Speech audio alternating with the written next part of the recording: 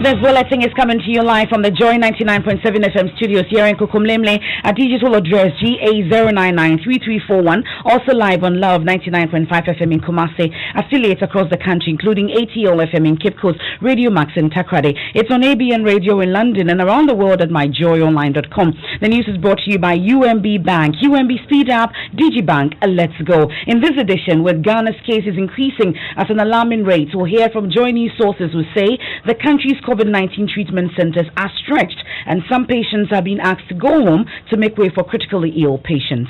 We used to see a lot more asymptomatic persons in the past, but now we are seeing more symptomatic people, which is a worry. More people are staying home till they are really ill before they present to the health facility and are diagnosed with COVID.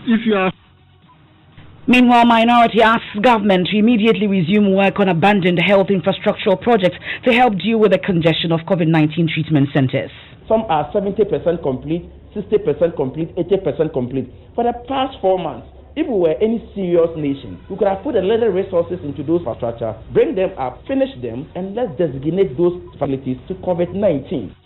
We have details also. Joy News is granted exclusive access to observe the burial process of persons who died from COVID-19 being conducted by AMA's health officials. Today's exercise, we are burying 5 bodies. All are men.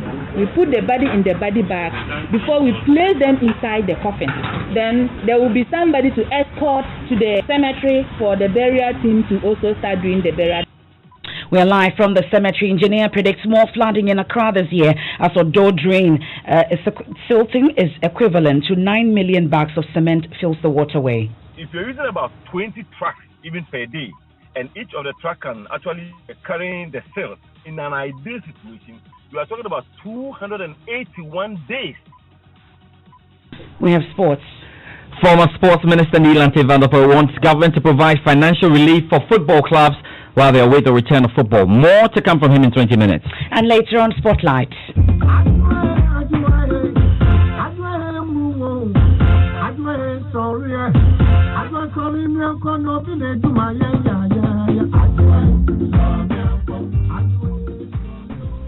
We continue our Spotlight series celebrating some of Ghana's music greats. Today we hear ace musician A.B. Krenzel, the man whose sense of humor filters through his music. That and more here on the Midday News with me, Emefa Apawu.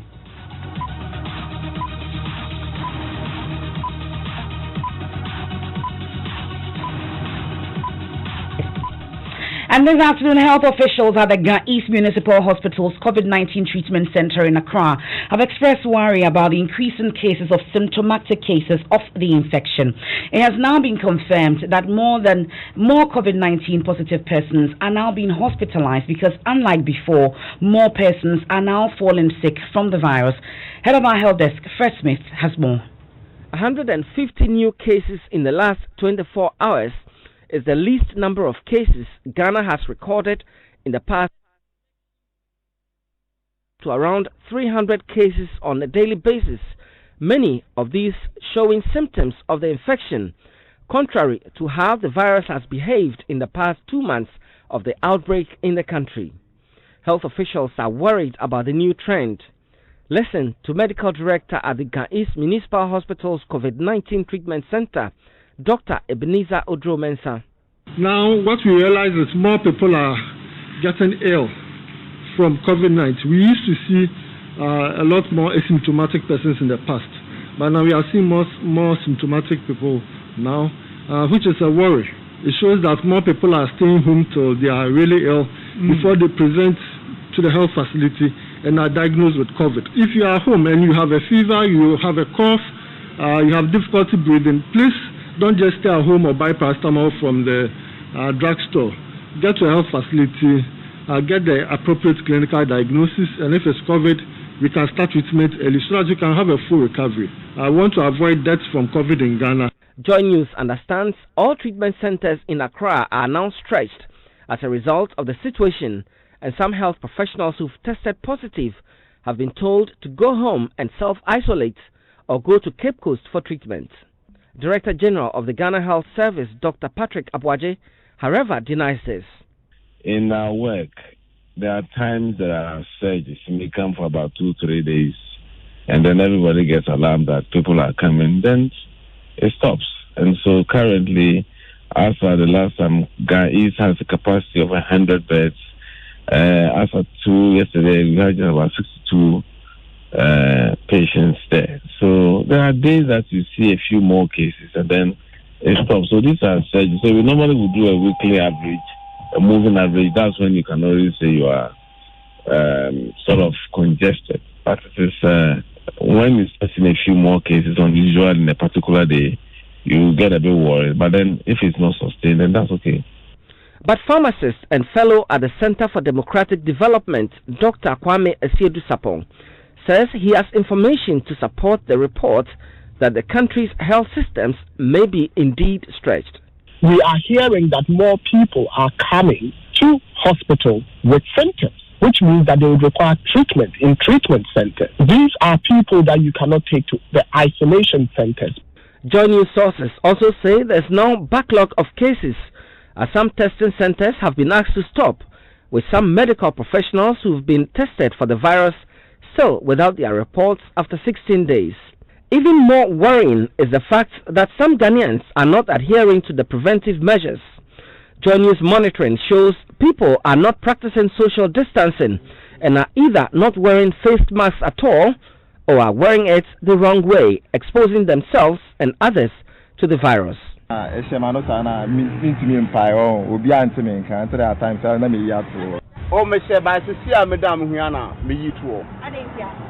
now,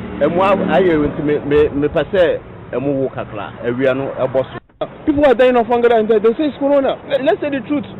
Fred Smith, Joy News. Meanwhile, the minority in Parliament is urging government to immediately resume work on abandoned health infrastructural projects across the country to help deal with the congestion of COVID-19 treatment centers. Ranking member on Parliament Health Committee, Kwabena Minta Kando, says these projects, if completed, can be used as additional treatment centers. He spoke to my colleague Joseph Opoku-Gakpo. That's the impression I get. Today, was it today or yesterday, I was listening to some of the news items, and that was the impression that was being created, that places like Rage and the places in the cities have been full up. And so now they have to transfer or refer people from the Greater Accra region to other regions, i.e. Central region and what have you. And if we are not very careful, it will get worse than that, because there are no measures. And you see people walking in the street as if there's nothing at stake. People are going about their normal duties because government is not serious. So people are going about their normal duties as if there's nothing at stake. And so I fear for Ghana. And it is not a virus that after contracting it, you will not have it again, just like some other disease. You understand? If you have it today and you even get it tomorrow, it is possible you can get it the next day. You understand? So it's not like, for me, got in it, so I will never get it again, and so I can do whatever. You must practice the precautionary measures continuously, as far as we don't have any vaccine to it. So for example, the treatment centers getting full, what should the strategy be? Putting up more treatment centers? Right from day one. You remember, I told you that we must even have some designated hospitals across the length and breadth of this country, not Greater Accra alone. We have a lot of infrastructure or health facilities that have been abandoned. Some are 70% complete, 60% complete, 80% complete. For the past 4 months, if we were any serious nation, we could have put a little resources into those infrastructure, bring them up, finish them, and let's designate those facilities to COVID-19.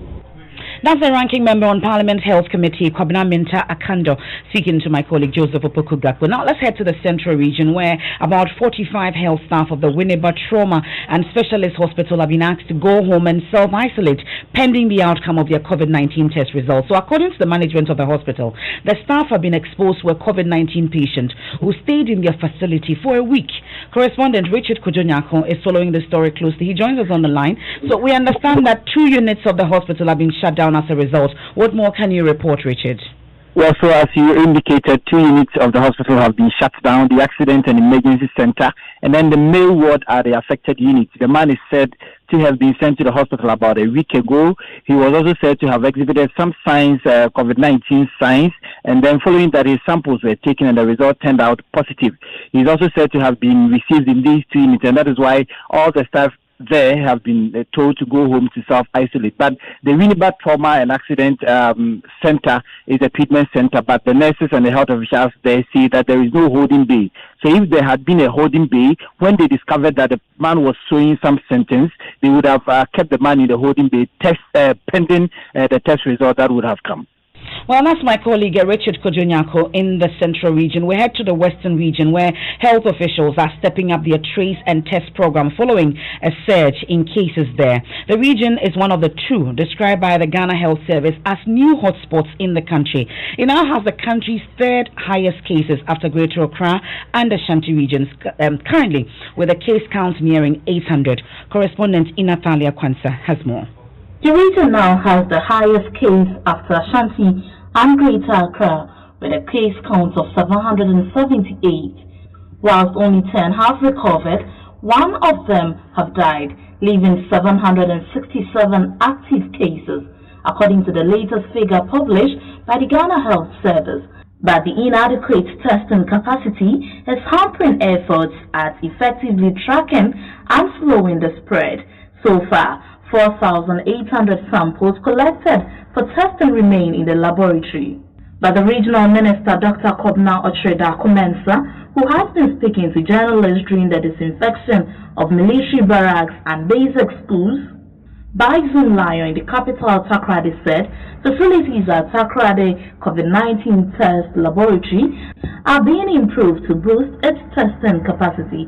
The laboratory would have the capacity to test 600 samples per day to clear the backlog and also expand coverage of its surveillance. When it comes to testing, yes, we started well, but as the numbers keep rising, and we're having backlog. And yesterday we got another machine, and we're expecting it to be installed today or tomorrow.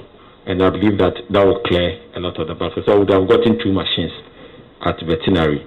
Apart from that, we have some other machines at the public lab in Ifekwanta, Takwa, and Amenfi Central, Amenfi West, which we also want to calibrate so that they can also do some of the testing because of the numbers that are coming up. Yes. So I believe that if you are able to do this additional machine today or this week, we should be able to clear the backlog as quickly as possible. The problem is that because the thing is going up exponentially, anytime you are able to detect maybe a positive, you should start looking at another set of large numbers, about 200, that you need to bring to the lab to be done. And this lab currently can only do 300 a day. So with the additional one, we should be doing 600. Regional Manager for Zoom Lion, Abdul Abdallah, addressing the media after spraying the Air Force Basic School, appealed to the public to continue observing all protocol associated with COVID-19. That's our Western Regional Correspondent in Natalia Kwanza's report. Now, a team of 11 environmental workers is carrying out supervised burial of 5 persons who died of COVID-19. Now, the 5 add to 16 other burials already undertaken by the Accra Metropolitan Assembly Public Health Directorate, leaving 27 outstanding bodies to be disposed of. 48 persons have so far died from the disease, with more than 10,000 others infected. Director of Public Health at the Assembly, Florence Kuchi, tells Joy News as of Thursday, June 11, 2020, 32 families had registered with the AMA to have their dead buried. It is our duty to give the person a dignified burial. And today, as part of our work, we are preparing, as you can see behind, we are mixing chlorine. That is a chemical we use during the burial. So we clean ourselves 1,000 times before we finish all the burial.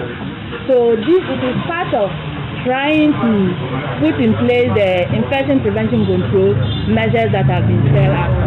How many members of the team are you deploying for today's exercise? How many bodies are we burying, for example? So today's exercise, we are burying 5 bodies. So all are men. We don't have a female among today's burial. And then today's team, we have 11. We have 11 people that are going to do this work. So we will dispatch part of them to the cemetery and part of them to the mortuary. They will go and work place the bodies, those that are donating body bags, let me say coffins. We put the body in the body bag before we place them inside the coffin. We don't just place the raw body in the coffin. We put them in body bags before we place them in the coffin. Then there will be somebody to escort the body from the first site to the cemetery for the burial team to also start doing the burial. Then they will move from the other hospital to the next hospital to go and pick the others, because the bodies are not all at one place. Yeah. That's Public Health Director for the AMA, Florence Kuchi. My colleague Komla Adom has exclusive access to the process. He joins us on the line. So, Madam Florence Kuchi says they clean themselves about 1,000 times per burial. How many times have you had to clean yourself so far? Emefa, I don't know if you can hear me right now because I'm heavily donned in a PPE. I am in my mask. I am suffocating right now, and it's not easy. I've been in a PPE for barely 30 minutes, but I can tell you it is not an easy exercise. We are here at the Awudome Cemetery, by the way, Emefa, where the bodies of the 3 individuals are going to be interred. I'm just joined by one of the officials here. Okay, he won't speak immediately, but then the hearses just got here with the 3 bodies. We've got these bodies from a 37 military hospital morgue, and then 2 other bodies are expected to be picked from the Ridge Hospital. And so here, I see the environmental officers, carrying the coffins. They're going into one of the dugouts that have been made here, which has been red taped. The area has been red taped. All of them, I had to say, Emefa, are fully done in PPE with enough sack sprayer with chlorine in there, chlorinating themselves at every stage of this particular process. And as you know, it is a process that is heavily supervised by environmental health officials here. Okay, that's my colleague Komla Adom. Will not give it all away. We have that exclusive access to the burial process. We have more later on the Joy News channel. Do look out for it. This is the Midday News here on Joy 99.7 FM. On to some other stories now. Civil engineer Abdullahi Mahama has revealed that efforts to clear the Odo drain, enough to prevent it from overflowing its banks, will take much more time than the nation has. June usually sees heavy rains and floods, and this year has not been any different, as 5 people are reported either missing or dead in less than a week. We'll hear from Mr. Mahama shortly, but 2 days after one person died in Odona here in Accra, my colleague Nancy Emefa Apawu went back to find out how residents adversely affected by the floods are coping. Here's what she found. You live in this house. What's your name? My name is Bright. Bright. First of all, tell me what this is, because when I came, I thought it was just rubbish that was being packed outside. But what exactly are these? Okay, these are some of the stuff from my room. So these are some of the dresses, my bed sheets, my pillows. In fact, this is some of the stuff in my room. I've thrown some of away, and these are the rest left, and these are still going to boiler. So we don't have anything left. This is what I have on right now. Wait, I want to understand. You are saying that what you're wearing now is all that you have? Yeah, this is the only dress I have on right now. Like my shoes, the shoes some are even gone, and these are like some of my sugar conco, like what I use for my provisions. You can see I have a little bit of sugar inside. These are some of the rubbishes, like so these are what dress. These are my clothes, like my jeans. You can see this is like a correct dress I bought some time ago, like I think a week ago. My documents, everything is gone. The wardrobe, this is my wardrobe. There's nothing in it.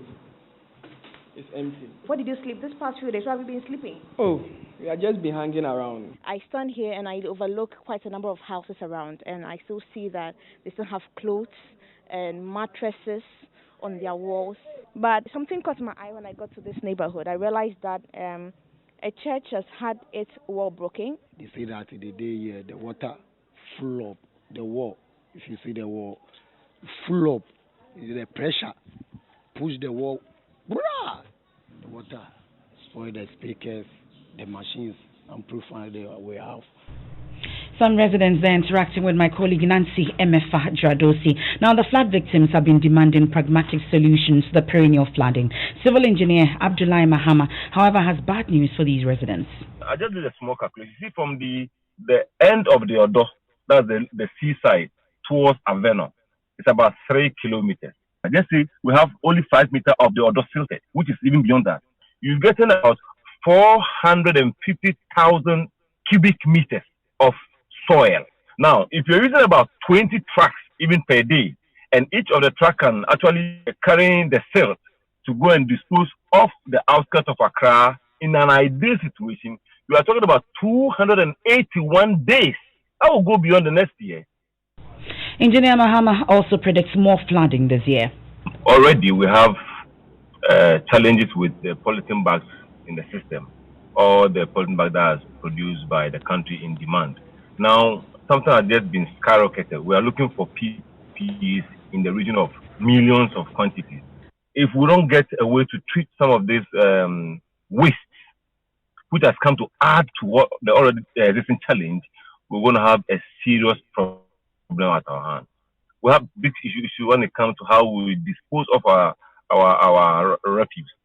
Segregation of refuse from the normal perishable ones as against the ones which are unperishable. The one that can easily dissolve into the atmosphere by maybe getting rot when they come into contact with the soil, and the ones which can stay for more than 100 years without getting rotten. So we have a lot of challenges, and I don't understand why the experts are in the system, yet we still have this occurring every single time. That's Engineer Mahama there speaking on the Joy News Prime Morning Show. This is the Midday News. We'll take a quick break. Our top story so far, with Ghana's cases increasing at an alarming rate. We heard from Joy News sources who say the country's COVID-19 treatment centers are stretched and some patients are being asked to go home to make way for critically ill patients. Still to come, we continue our Spotlight series celebrating some of Ghana's greats. Today we hear from ace musician A.B. Crensel, the man whose sense of humor filters through his music.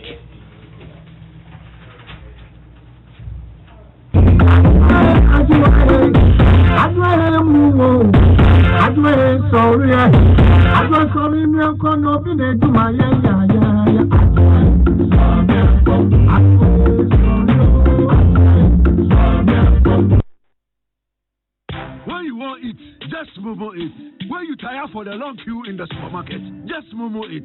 And when you really want that beautiful new blouse too, just Momo it. And when you won't get that thing, when you go get fresh to impress, and you know who, just Momo it. And when you need to pay that your utility bill and domestic staff set, just Momo it. And when you want send love to the family for back home, just Momo it. So many ways there. When you go use your MTN Momo wallet or make payments with scan to pay. When you go use the QR code, or you go use the merchant ID or on bank POS terminal. You go also transfer money between mobile money wallet and bank account, all on MTN Momo. Enjoy real convenience in all your financial transactions and live life the brighter way with MTN Momo. We are good together. Just Momo it. We're there for you everywhere you go. Thanks for staying with us here on the Midday News. Time for sports, George. Hello, good afternoon, Emefa. Are you ready for tonight's show? I'm ready. Okay, we'll talk about that shortly, but let's do this because we know former Sports Minister Neelan Tevandopo is leading the charge to have government provide immediate financial relief for football clubs while they await football's return. Many Ghana Premier League clubs are financially burdened as they continue to honor players running contracts and endure huge expenses in the absence of their regular sources of income via player transfers, Ghana Premier League TV rights, or gate proceeds. The government's directive, football's return, will be considered on the 31st of July, and with clubs excluded from the stimulus package at the moment, the former sports minister wants to petition government. I have said that it will be bad if governments decide to take the outstanding salaries of all the players in the league. How much are they paying the players? You know, the players are being paid 300 cities, 400 cities, 500 cities. This is no money. So that if Hasofok had 30 players and their salaries are between 300 and maybe say 700, take average 500. 500 times 30, how much is it for Hasofok? Maybe the same amount to Kotoko. The other teams, even their salaries will be lower. So the government can do it. This should not be difficult for the government to do it, looking at the amount of money that has come to government, and that is COVID. I will subscribe to government giving something out to the football clubs in order for them to be able to offset some of the liabilities that they've incurred as a result of the COVID. Right, Emefa, so all is set for the special edition of PM Express tonight with my colleague Gary L. Smith, 9 p.m. on the Joy News channel. We have Carl Chabalado, Super Sports and Premier League TV. We have international commentator Jim Begling, and we've got former Chelsea and West Ham player Carlton Cole, who had over 289 Premier League appearances. So great stuff later tonight. Do join us. That's your sport this afternoon. Thank you very much, Joel. Now, a police hospital report has revealed the self-acclaimed pastor arrested for threatening to kill EC boss Jean Mensah had traces of cannabis and tramadol in his body. Apostle Kwabno Usweje was charged with threat of death, offensive conduct conducive to the breach of peace and possession of narcotics. A search conducted on him by police personnel later revealed a huge quantity of some substance suspected to be weed. Head of our security desk, Gifty Andrapia, has a copy of the report on a urine sample test conducted by the police hospital on the suspect. What does it say, Gifty? So it has of course, to whom it may concern as a subject, and it tells us when the test was conducted.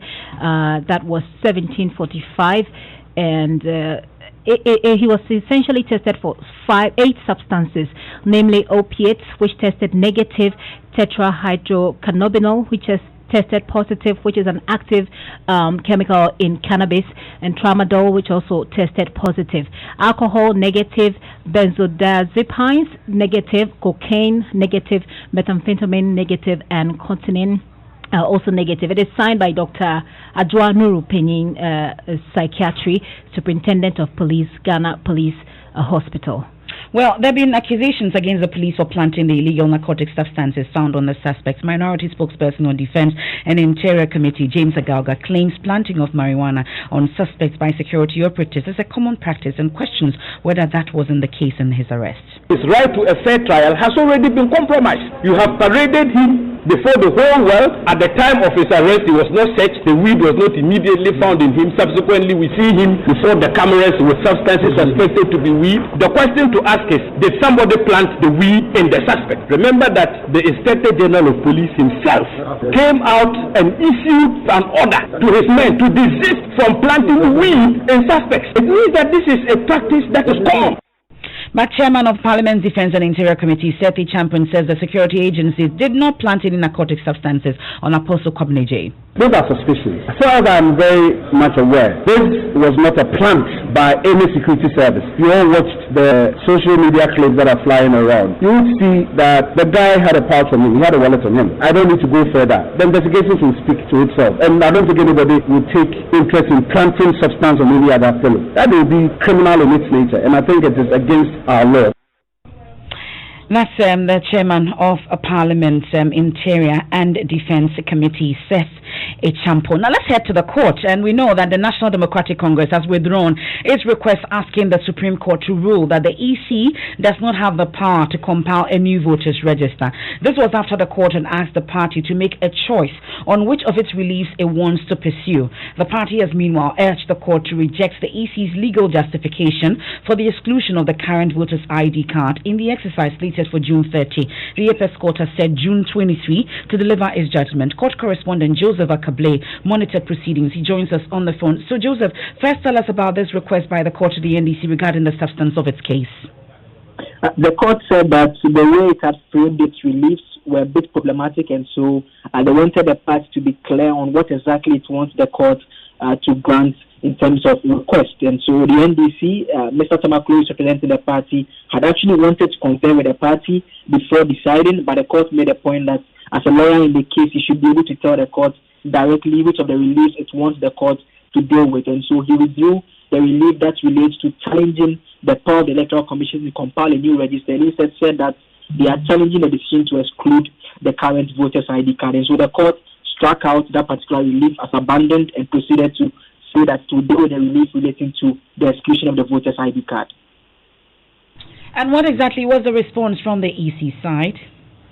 The EC's lawyer spoke very briefly, just made a point that they are relying on the arguments they have made that the current ID card is for poison foods. The Attorney General's office, represented by Godfrey Yeboah Adame, said that the EC had provided evidence to show that indeed its officers acted in contrary to law when it compiled the current register. And so it's appropriate that the court allows the EC to obey the law by this time around, starting at fresh, not using the current voters ID card. That's court correspondent Joseph Akable. Definitely we have details of that subsequently.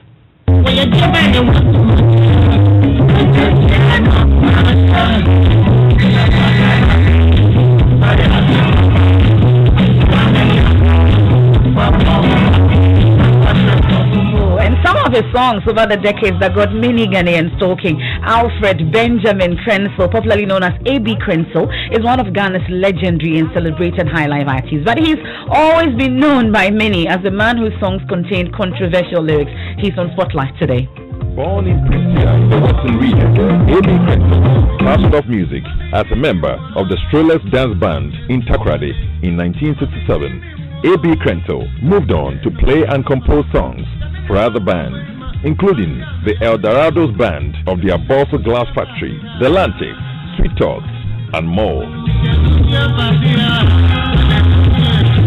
Following this break with Sweet Talks as lead vocalist, A.B. Krenzel remained active as a musician, achieving international success as leader of the Ahimfo Band. A.B. Krenzel then moved to play and compose songs for other bands. In the early 2000s, some of A.B. Krenzel's songs were mired in controversy, especially when he released Moses and Atia.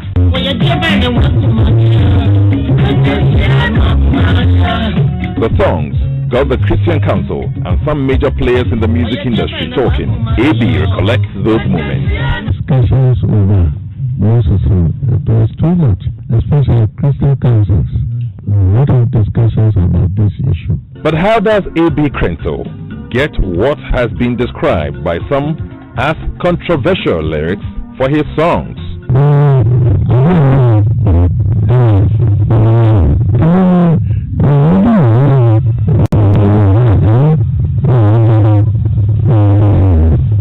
Well, in 2000, A.B. Krenzel and one of Ghana's big hip life artists, Obo, shook the foundations of Ghanaian music.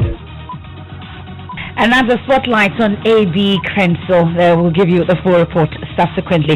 But it's time for our Arrival Live tip this afternoon. Vehicles, like other machines, can leave you stranded in the middle of nowhere while on a journey. Ensure it is in a roadworthy condition before departure. Do not also get stranded without fuel. Always plan ahead to where you will refill. Our Arrival Live tip on the day news is brought to you by Bedrock Insurance Company Limited. Bedrock Insurance, protecting things you truly value, and Total Ghana, committed to better energy. That's it for the midday news. I am Emefa Apawu. There's more news when you log on to myjoyonline.com. Living Word with Dr. Mensel Tabel is up next.